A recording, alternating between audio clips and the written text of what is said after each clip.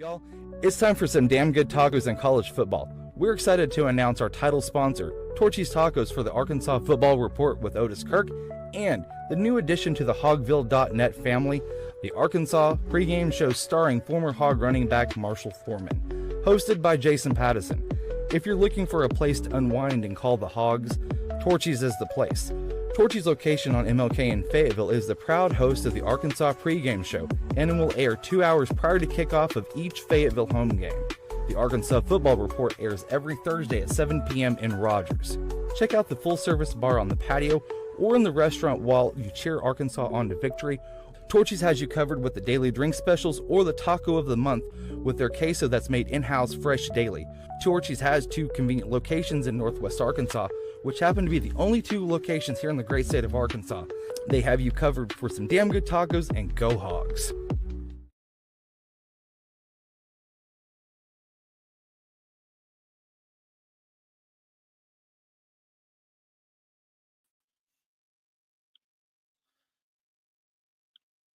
And good evening, Razorback Nation. It's Thursday, December 26, 2024, and welcome to the Arkansas Football Report with Otis Kirk. I'm Jason Pattison.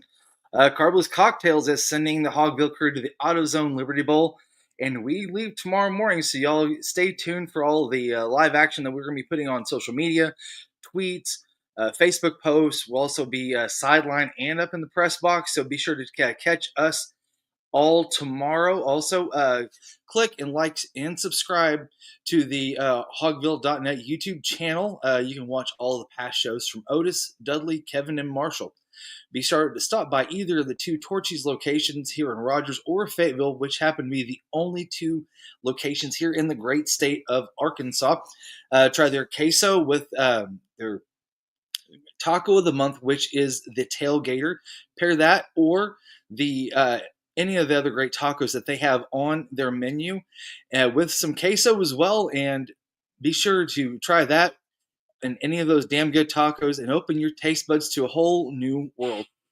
Special thanks to Carbless Cocktails. Again, tried any of their 9 different flavors. They are 0 sugar, 0 carbs, and 100 calories. They have 8 vodka drinks and also 1 tequila drink. Make sure you stop by either at Torchys or any of your major retailers to pick up a Carbless cocktail today. Like I said, we'll be heading over to the Liberty Bowl tomorrow morning early on, and we're going to be piling in with this guy. Otis, how's it going, man? Hey, man, going good. Yeah, we're heading out. John the Baptist, you, me, Jerry. Hitting it hard. Yep. I'm going to tell you what, you catch your breath finally? Yeah, I'm good now. Yeah, I had 13 days. I didn't make it the 14th day because the kid canceled, so it got canceled. I didn't cancel. It got canceled. So I made it 13 days in a row, yeah. But, yeah, I'm fine now. It was pretty hectic. The main thing is just getting up every morning that early and not sleeping well because I was afraid the alarm wouldn't go off. And I don't ever use alarm, but I've never woke to the alarm. The only one time did the alarm go off that I was asleep. I didn't hear it. The bulldog woke me up crawling over to me to see what the heck what the hell's that noise he's got set up here. The bulldog tried to get 20 hours a day sleep.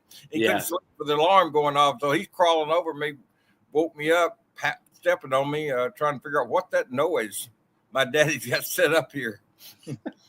So we got a little bit of background difference today. We're not over at Torchys because we're getting ready to head out for the Liberty Bowl tomorrow morning. They'll be on ESPN at 6 p.m. I'm sorry, the AutoZone Liberty Bowl at 6 p.m. Yeah. And you can catch that on ESPN. And that's kind of sandwiched in. That'll be the third of 4 games for ESPN and the SEC on Friday. Yeah, if it runs late on TV, at least we'll be there and see it in person. So, yeah, we could have gone earlier, but I didn't really have any desire to go any sooner than I had to, and go Friday and come back Saturday. I'm fine with that. We've got a couple of rooms there, and go from there and watch a good game, and hopefully Arkansas wins. I mean, I don't know if they'll win or not. I think most of us picked them to win on the predictions. The ones I saw, I didn't see all of them, but I got them picked to win 34-31. I have no idea how I come up with that score, but I think it'll be a pretty high-scoring game, even though Arkansas is missing a ton of players on offense. Yeah. Texas Tech's defense is really bad. I mean, it's really – even if they've got all their players, it's a really bad defense. It's a good thing Arkansas don't have Armstrong and Has and Jaquindon, those guys, because they'd light them up. I mean, it's a really bad defense. But Arkansas's got, Taylor's going to have new players, two new starters on the offensive line. One will be Kobe Branham. One will be either Joe Moore or Edmondson. I can never think of his first name. Is it Blake Edmondson? Shit, I'm not sure, man. I'm really not. I feel bad because I know the kid from Bryant, and he's a good player. He's a center, and he's a good ball player. And I saw him at a combine. It was at Maumelle. What was it called? It's been years back during COVID. And I think I was one of the few reporters that actually got out in COVID and went to it. It was in Maumelle, and he was there. Nico was there. Brooks Edmondson. Family. There was a bunch of players there. J.J. Hollingsworth.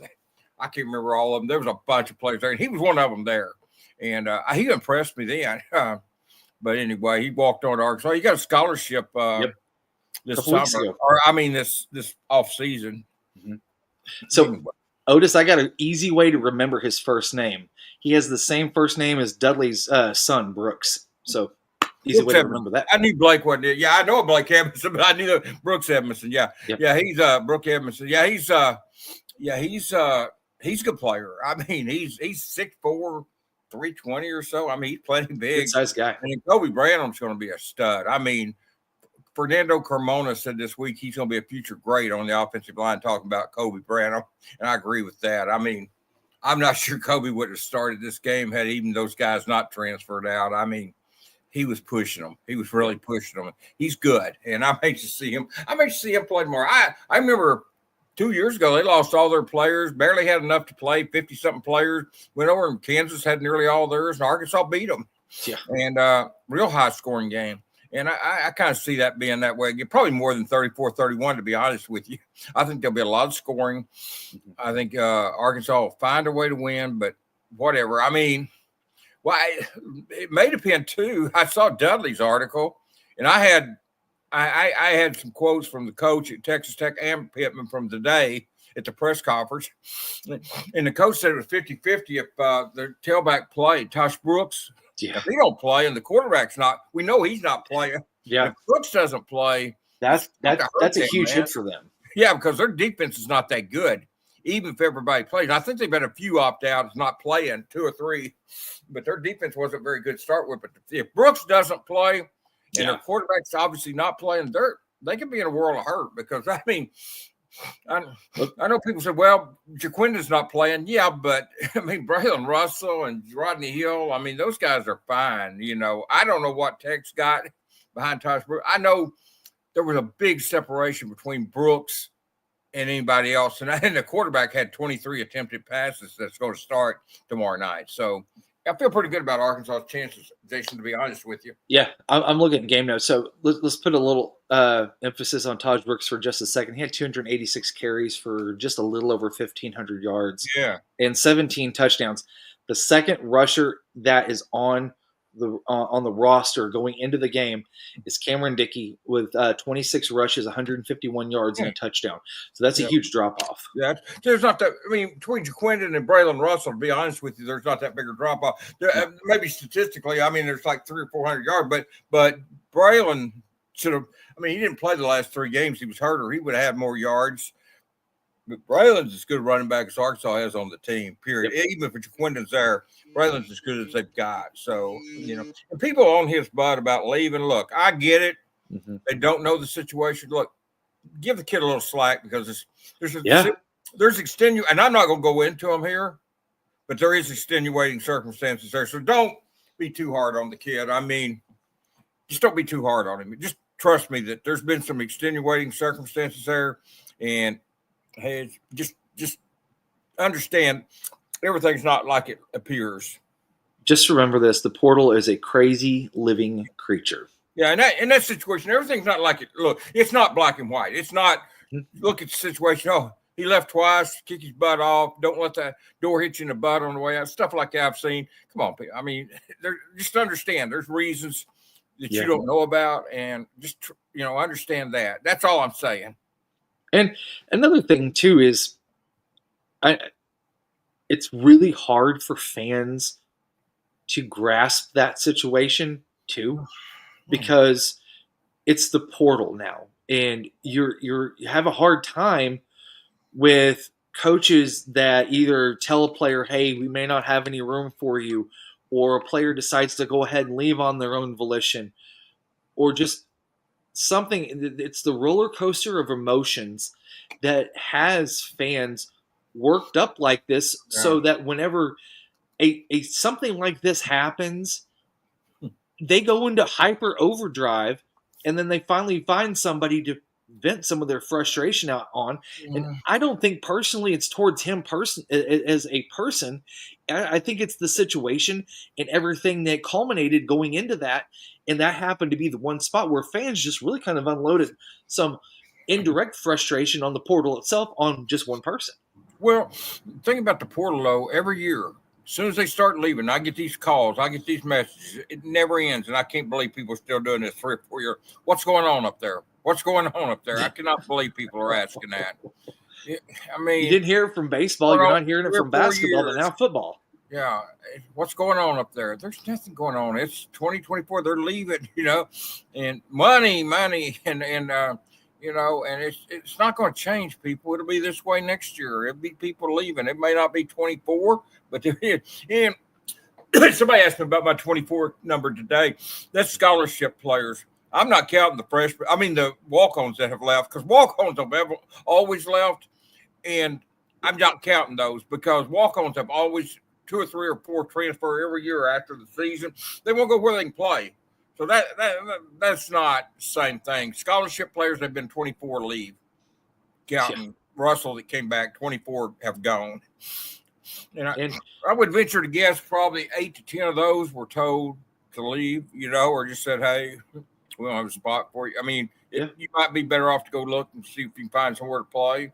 About 8 to 10 of those probably told that. So, Luke has hurt, T.J. Metcalf hurt, Tevis. I mean, to me, Luke has, T.J. Metcalf, those were the 2 biggest losses. I mean, the offensive linemen, they've recruited equal or better than them. I saw Ty Washington committed to Notre Dame. On Christmas Eve. Yeah, he got kicked off, so that's a little bit different deal. Yeah, Brad Spence hurts. That's another one. I'd add him. That one's going to hurt. I'd add him with Jay and Tevis and Luke. That's 4. Yeah. Start getting beyond that. I don't know, man. I mean, I don't know. I mean, Braxton played a game and a half, so I can't put him on that list. I can't do it. Kudus, I can't put him on that list. Played 4 games. Said he was going to be all hog and red shirt. I can't do it. Braun, I never was high on him as everybody else was anyway. Who else? I mean, to me, Satana, they've got some receivers, but I'd say it was a good, solid player. He was a solid player. I do believe, though, that you might have upgraded in his spot with Omega and his. I think Cam Shanks returning the first team All-America punt returner too is an upgrade. So I think Courtney Crutchfield, Omega Blake. I'd like to see him take Reginald Vick from Virginia Union, second team All-America. I'd love to see him. I don't know if they will. They've got 4 receivers out of the portal, 4 out of high school. Yeah, it's 8 plus what they've got playing in the game tomorrow night. Besides Broden and Tesla, the rest of them are probably all going to be back. Monte Harrison, Jordan Anthony, C.J. Brown. Yes, I think the 2. Jordan Anthony's not in the game because he's got a very, very sick relative. I mean, that's all I'm going to say on that. But I mean, I'm assuming he'll be back. He's a player that they'll play. That's 11 right there. Yeah. And I'm sure I'm leaving somebody out. I know. I really like Monte Harrison. I like C.J. Brown. I like those 2. And Shamar Easter now, if he finds a spot. Yeah, Shamar moved over to receiver. That kid can play. So, I don't know if they'll take 5 from the portal. And there's also a chance now on the high school kid from California. His name is Oh yeah, he was the Jace Brown. He Yep. may play tight end. They may bulk him up and might play him at tight end. That's a chance. That's something they're looking at. So Yep. know that Jace Brown may end up at tight end. You also have Desmond James also. Huh? You also have Desmond James as well. He's kind of sitting in there too. So yeah, that's what I'm saying. Desmond James, Cross Johnson, Zach Taylor. They've got some receivers. So and we don't know if they play or not. We haven't seen most of them. I feel good about Harrison and CJ. The rest of them we'll see. But that's why you play. But I know Shamar can catch football if they give him a chance out there, and that may be his position. Yeah. Yep. And Sam's right. He said today that that's basically what Shamar played in high school was wide receiver. He did. He didn't play tight end with his hand down. He played wide receiver. John the Baptist, me, and a friend of mine went down to see him practice at Ashdown, and he didn't even play tight end down there. So anyway, yeah, that's something to look at there. But so I don't know if they'll take 5, but I would take Reginald Vick if it's me, Jason. But what I think doesn't matter. But I would take Reginald Vick. I like Marcus Allen too from Eastern Michigan, who played at Wisconsin 2 years. I like him. Yeah, but I'd take Reginald Vick if I could get him. Now he may not. They got 4 receivers out of the portal. He may not want to come. But if I could get him, I'd take him. And we'll see what they do. I don't know. I do know they said at least 4 going in. That's what that's what I was told by a source. At least 4 out of the portal going in. That's what I was told. So and that came from a really good source. Really good source. At least 4. So take that for what it means. At least 4. It didn't say it wouldn't take 5. It said at least 4. So, and they may look at Shanks more as a punt returner than a true receiver so much. Although he caught like 68 passes at UAB. He caught a touchdown pass against Arkansas. Yep. He was he caught a touchdown pass against the Hogs this year. So, I have to look at this too because as the bowl games start to wind down and they wrap up, players still have 5 days after their bowl game for their portal to close, their window to close. There's 3 games on today. Arkansas State plays at 8:00, Jason. Yep. And 5 days after, they've got up 5 days after Arkansas State plays for some of their players to get in the portal. Some more of their players to get in the portal. Pitt played today. I do know. I think they played Toledo, if I'm not mistaken. Yes. Toledo beat them. I know Arkansas State's playing somebody.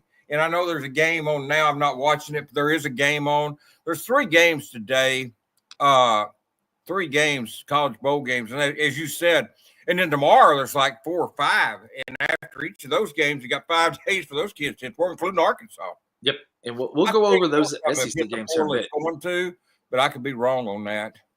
Yeah, we'll go over those games here in just a bit with the SEC. Currently, right now, you got Rutgers and Kansas State playing in the Rate Bowl. Okay.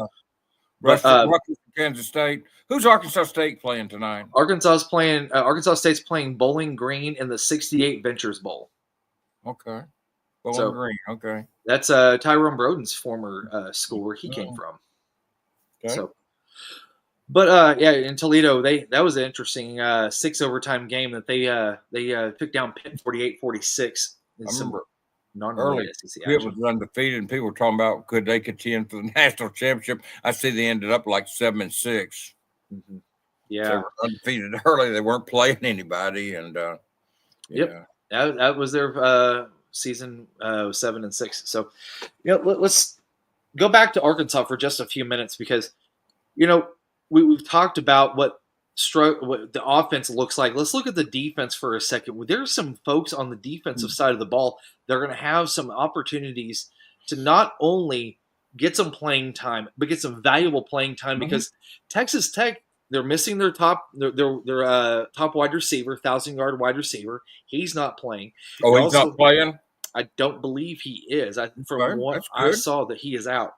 Also, starting quarterback for Texas Tech, he's out as well. Aaron Morton, and he was a stud, Yeah, so you have some opportunities for Arkansas to, capitalize on those sorts of things. Because I'm looking at here, Will Hammond, who will be taking over for Brandon Morton. He's only got 23 attempts, 191 yards, 1 touchdown. 15 completions, yeah. That's it. 15 completions off of those. So, Texas Tech does have a couple of wide receivers. Caleb Douglas has got, a little over 700 yards. Corey Eakin, he's got 600 yards. But then it falls off on Jalen Conyers. He's got 308 yards for the season.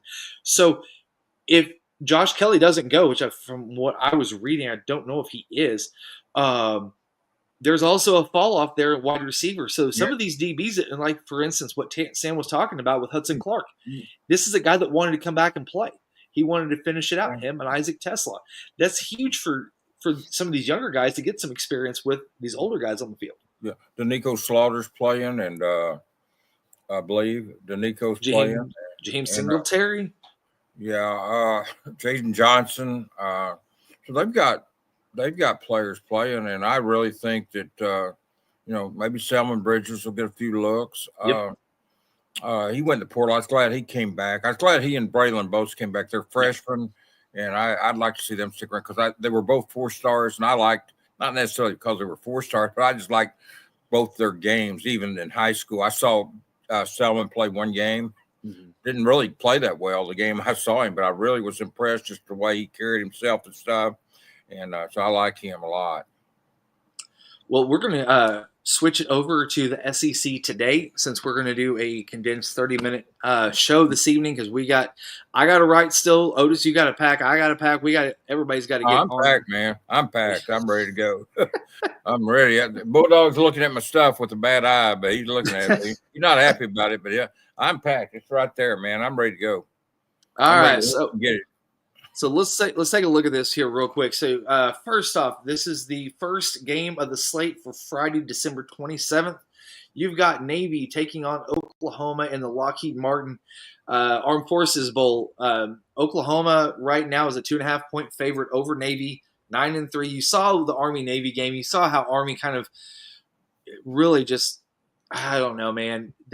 I don't know if the way that game went was indicative of the entire season, because I really feel like Oklahoma coming into this is pretty down as far as the portal goes. Yeah, I think they've got 56 players. Yeah. I saw something today, 50-something, and 20 of them are freshmen, so they're hurting, like Arkansas and everybody else, basically. Oh, you took a lot of hits like Arkansas. In fact, Kenai Walker from OU is now going to be at Arkansas next season. Oh.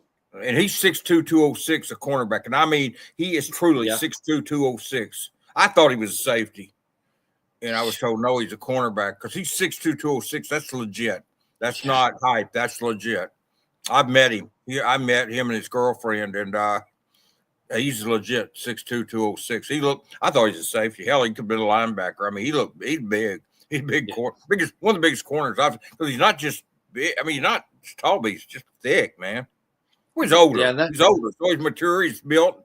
It's a solid 206 pounds is what I'm saying. That kid's good. I'm sorry to get off on that rant, but I'm just saying. You're good. I mean, losing players like that hurts. So it's like losing Luke and those guys hurt Arkansas. I mean, Brad, Spence and those guys, TJ and Tevis Metcalf. Yeah, it hurts. You don't lose those kids that not hurt you. Yeah. And other kids too. I mean, not just those 4, but it's Isaiah Satana. It hurts to lose kids like that, especially in the bowl game. Now, you go through spring and preseason workouts. By next fall, they should be replaced. But just for a one-game deal where you had 10 or 12 practices, it's hard to replace a Luke has and a TJ Metcalf and guys that have been solid for you. It just is. The only comparison I can make to that is like AAU ball, where you have some guys that have kind of played together a little bit before. Now, I wouldn't say it's like the best. Look at it, but you have some guys that haven't playing with some other guys that have played together, and you're trying to put a squad together. I mean, it's kind of the way it is. It's plug and play. By the time they play the second year together, they're pretty good, or by the time the fall. But this bowl game, you got guys, who knows what that receivers core is going to look like tomorrow night. CJ and Monte have not been asked to step up. And they have now, and I'd be more confident in Monte than I would CJ, but I mean, I predict CJ's going to have a good game. I really believe that. I had somebody associated with the program tell me that they think CJ's really going to blow up tomorrow night. We'll see. So. I think it'd be great. Next, after that, was that? I loved him in high school. I know that. I thought he was a stud. Jody loved him in high school, man. He was great at Bentonville. He was. You've got Georgia Tech taking on Vanderbilt in the Fighting Clark Lees on Diego Pavia's at 2:30 on ESPN. Right now, Georgia Tech is a 3-point favorite in the Birmingham Bowl. Otis, what do you say? Georgia Tech to Arkansas, offensive lineman, probably the number one recruit out of the portal that Arkansas landed. I mean, yeah. All these schools you're naming, I can name somebody Arkansas picked up from. Corey Robinson. That was huge, man. Corey Robinson the second, 6'5", 305, offensive tackle. And yes, he will play tackle. He and Shaq are both going to play tackle. Now, I don't know that Shaq will start. He'll probably be behind Carmona, but he'll get his time to play. And I don't think they're going to move Carmona to guard. I've heard that, but I don't believe that. Marion Harris and Kobe Branham at the guard, and then probably Caden Kittler at the center. Yeah, that's really pivotal for Imarian, who moved back inside. Mm-hmm. I feel like he's more of a natural guard than he is a tackle. Yeah, because he has good footwork. It's just that whenever he's trying to round it out and trying to push those edge rushers off, he has a hard time getting his pad level low. He played guard in the Liberty Bowl the last time they played it without much practice there, and really played well against Kansas. And I'm going to tell you, Kavion Broussard from Ole Miss will move to guard too. He was a tackle at Ole Miss. He will move to guard also. That's going to be another thing to watch. He will move to guard. You imagine him and Shaq on the same side? Yeah. Cool. Broussard, Shaq, Corey Robinson. Kittler's not as big as the rest of them, but he's big. But solid center. But yeah, those are big boys, and they're going to get one more. I don't know who it is, but they're going to get another offensive lineman. Boy, they've recruited well on the offensive line out of the port. Yeah. They've hit home runs there. That's the number one position right now. They've hit is. I love the running back, Mike Washington, and then you count Braylon Russell out of the port. I love that, but offensive line has been the home run. And then these last 2 days, wide receiver really moved up on the packing club with Courtney Crutchfield and Omega Blake. Yeah, and when we get out here on the SEC today, I want to kind of expand on that Crutchfield story from yesterday. So really quick, the nightcap is going to be the SRS Distribution Las Vegas Bowl. You've got USC taking on Texas A&M at 9:30 on ESPN. Right now, A&M is a 3.5-point favorite. I just don't see where USC can make any ground on A&M. They've got a great defense regardless of who they've lost. And now you've got them going against USC that hasn't had the greatest season. They really got their lumps handed to them in the Big Ten this year in their first season. They're 6-6. And now you've got Lincoln Riley facing another SEC opponent. And if I was A&M, I'd be licking my chops right now. I mean, I would just be ready to go. And there's another A&M, Jaden Platt, tight end to Arkansas. Every school you're mentioning, I'm going to give you somebody. Arkansas plucked a player from those guys. A&M, so Jaden Platt. Yeah. Boy, you talking about big. And I had a guy say, well, he's no Luke Harris. Look, he's not. But let me tell you what, Luke Harris couldn't block like this can either. No. I'm telling you, man, they got big tight ends. Him and the kid from California out of the portal. I mean, out of high school. I'm telling you, they got some big tight ends. Hell, if you're not going to throw to them any more than they did Luke Harris, get you some guys that can block. Exactly. Andreas Posca. He's the best player. Luke Harris. Nobody say I'm talking bad about. I'm not saying a bad word about Luke. I love Luke Harris. But, I mean, if you're not going to use him any more than Arkansas did this year for whatever, whether it was the coaches called plays or Taylor not finding him, whatever it was, they didn't get the ball to him. You knew something was going to happen there. But he's the number one player Arkansas lost in my book. And then I put TJ number 2, Brad Smith's number 3. That's my 3 key players. I think they lost, and Tevis be 4th. But I'm going to tell you what, he may not be a Luke Harris catching the ball. He's probably not. But he's a hell of a blocker, and so is the kid from California. And so they've gotten bigger out there tight end. And I do kind of hope this next scholarship goes at tight end. They're going to get another one. I hope they kind of get a kid like the kid from Northwest Missouri State would have been great. Zach Atkins, 6'4", 240, because he was about the size of Luke, similar to him. But Colorado paid more money for him than Arkansas could pay or would pay. Yeah. And so Colorado got him, but I'd like to get a kid like that that's more of somebody that's more of a receiving tight end than a blocking tight end to go with what they've got, because they've got some guys that will knock you on your butt. Let's see Arkansas get a receiving tight end now. Yep. So that's going to kind of wrap it up because actually, no, we're going to go one more. We're going to do the Monday. It's going to be the Trans Perfect Music City Bowl. You've got Iowa taking on Missouri. Missouri's a 3-point favorite, 1:30 on ESPN on Monday, Iowa. December. I knew you were going to say that so fast. Yeah, go Iowa. Sleeves playing? They didn't get in the bowl.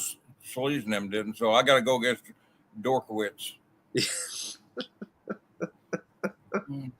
We'll just wrap that one up right there. Let's not give them any more airtime than they really need. Let's go back to this Christmas Day gift that fans and the University of Arkansas alike got. They got Courtney Crutchfield from Missouri.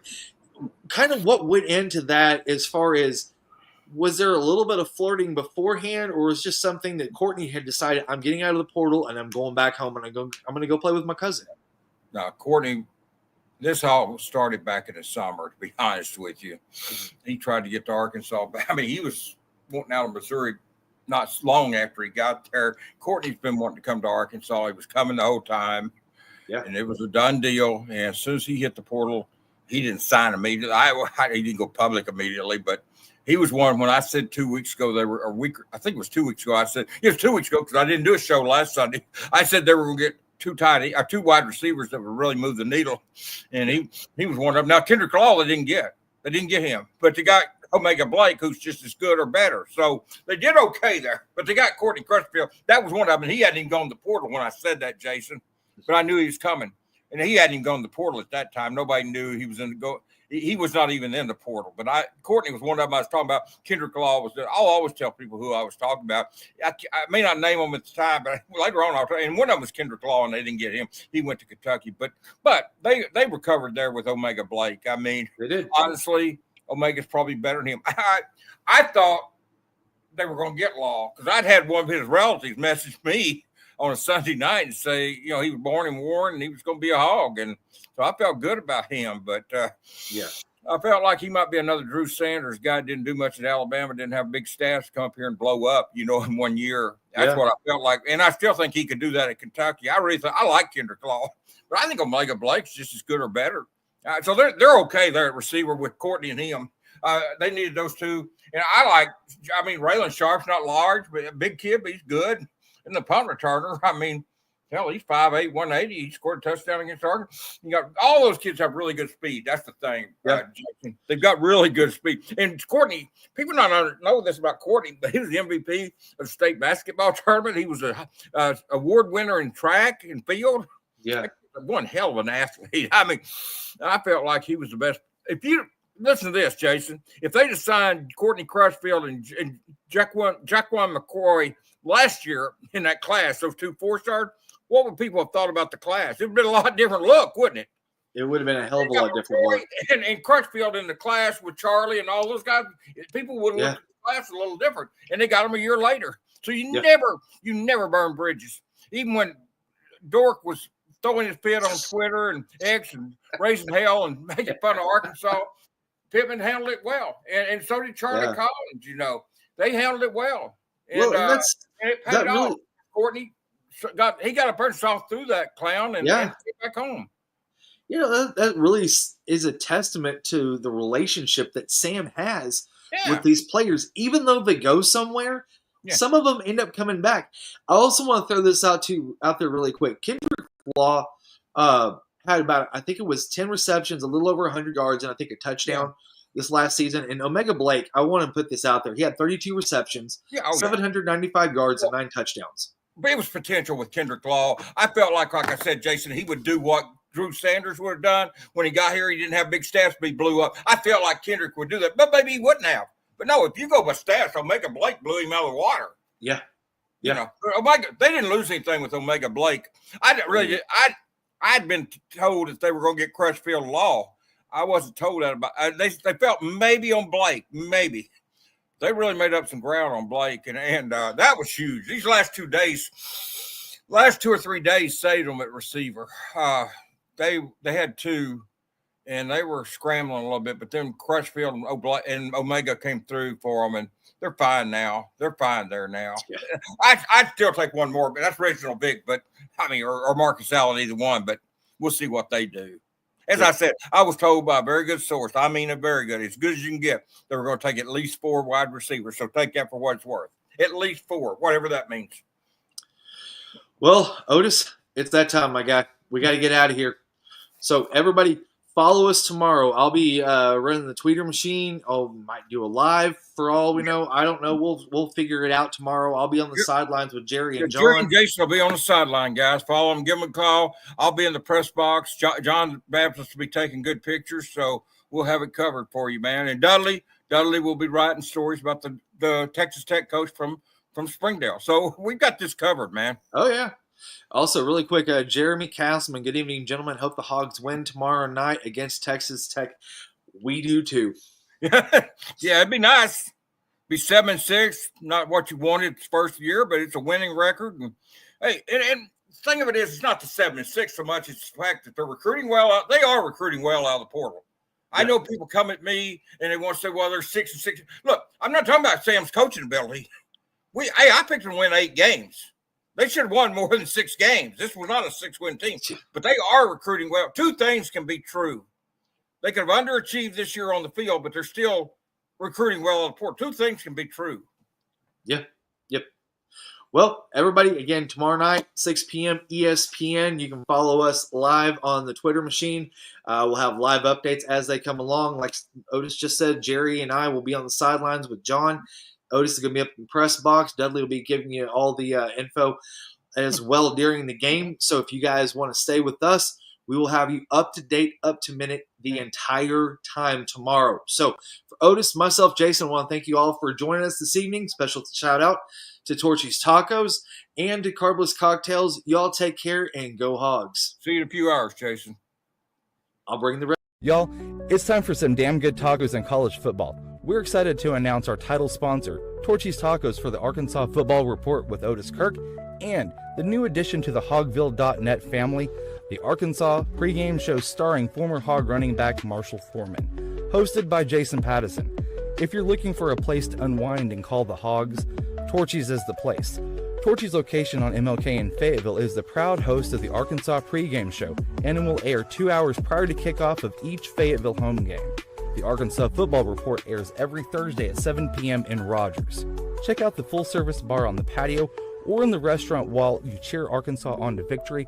Torchys has you covered with the daily drink specials or the taco of the month with their queso that's made in-house fresh daily. Torchys has 2 convenient locations in Northwest Arkansas, which happen to be the only 2 locations here in the great state of Arkansas. They have you covered for some damn good tacos and go Hogs.